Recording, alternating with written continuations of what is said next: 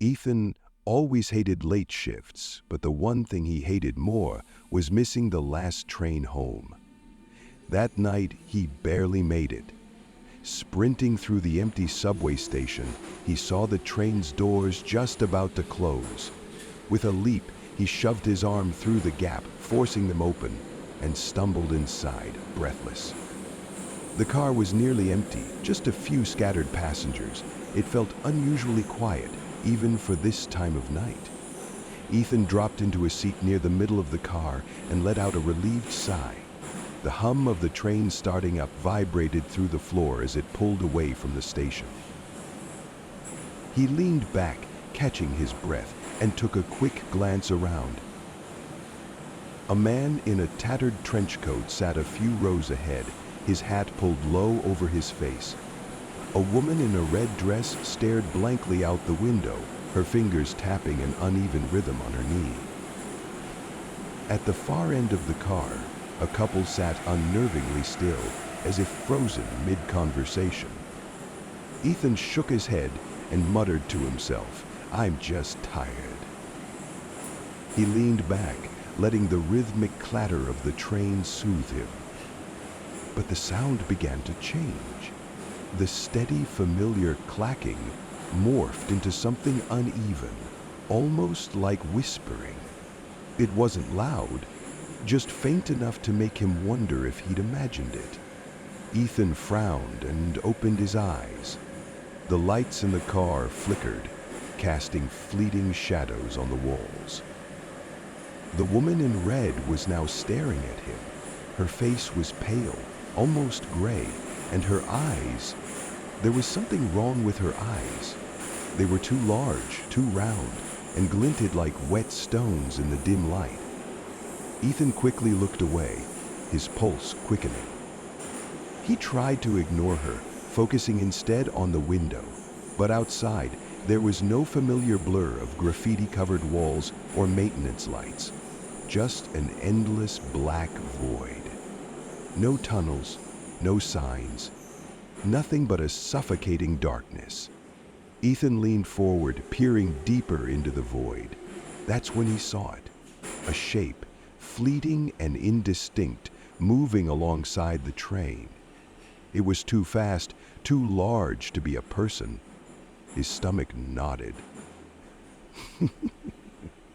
The man in the trench coat stood up abruptly, his movements jerky, like a marionette on tangled strings. Ethan tensed as the man turned and shuffled toward him. His face was shadowed by the brim of his hat, but his mouth was visible, a wide, unnatural grin that stretched too far. "Going far?" the man rasped, his voice hollow, like wind through a broken window. Ethan forced a nervous laugh. Just heading home." The man tilted his head, the grin never faltering. "Home? That's nice." Before Ethan could respond, the man turned and shambled to the next car, disappearing through the doors. Ethan's hands were clammy. Something was deeply wrong. He glanced at the couple at the far end of the car. They were still frozen, but now their heads were tilted at unnatural angles, their empty eyes locked on him. The train screeched as it rounded a curve, and Ethan's ears filled with a strange, distant hum, like static from a detuned radio. He looked out the window again, hoping for a station, any sign of normalcy. Instead, he saw a vast, desolate landscape stretching into the void. The ground was ashen, dotted with jagged rocks that cast eerie shadows under a blood-red sky. The doors hissed open. "End of the line," a voice crackled over the intercom, though it sounded distorted, like it wasn't meant for human ears. Ethan froze, his heart pounding. None of the passengers moved, not even to get off. They simply sat, staring blankly or smiling their grotesque, inhuman smiles. He didn't want to leave the train, But staying felt even more dangerous. Gathering every ounce of courage, he stepped out onto the platform. Or what should have been a platform. The ground beneath his feet felt wrong, soft and yielding, like flesh. The air was heavy, thick with a metallic tang that clung to his tongue. Shadows moved at the edge of his vision, skittering and whispering just out of reach. He stumbled forward, desperate to find something, anything, that made sense. But the landscape only grew stranger. The ground pulsated faintly, as if alive, and the jagged rocks seemed to twist and shift when he wasn't looking. Ahead, a towering structure loomed, its spires twisting unnaturally toward the crimson sky. The closer he got, the more it seemed alive, its surface pulsating like a living organism. The whispers grew louder, more insistent. "Ethan!" a voice called out, soft and melodic, yet filled with malice. He whipped around, but no one was there. "Ethan?" the voice echoed again, this time from inside his head. "Stay with us. You belong here now." "No!" he screamed, breaking into a run. The ground beneath him rippled, trying to pull him under.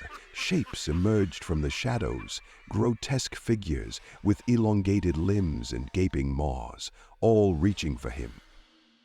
Ethan ran until his lungs burned, until the whispers turned into a deafening roar.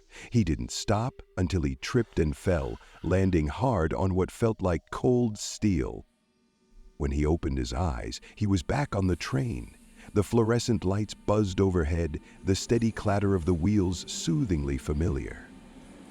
Had he fallen asleep? Was it all a dream?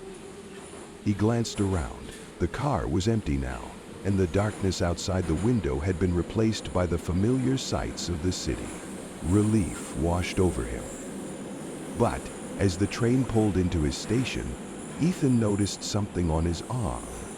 A dark, hand-shaped bruise. And in the reflection of the window, he saw them, the passengers, watching, waiting.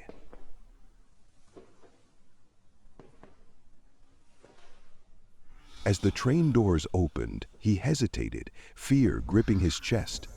A single thought echoed in his mind. Did I really escape? The doors began to close. He had to decide.